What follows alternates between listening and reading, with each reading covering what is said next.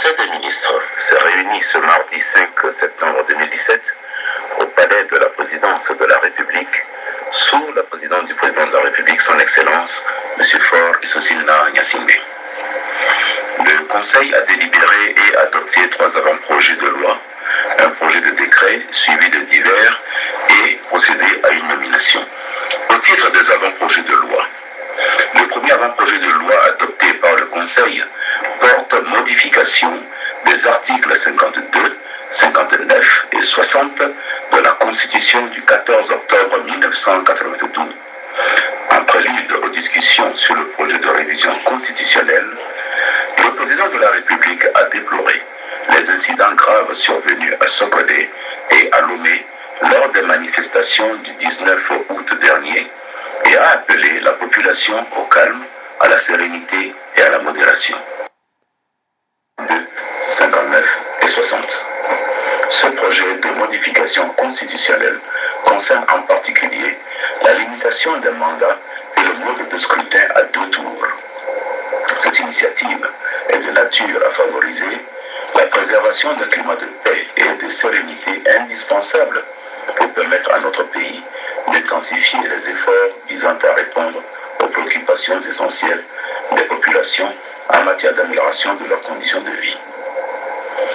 Le second avant-projet de loi autorise l'adhésion du Togo au protocole à la Convention internationale de 1974 pour la sauvegarde de la vie en mer, dite Convention SOLAS. Adoptée le 1er novembre 1974 et entrée en vigueur le 25 mai 1980, la Convention SOLAS a pour principal objectif d'établir les normes de sécurité à bord des navires.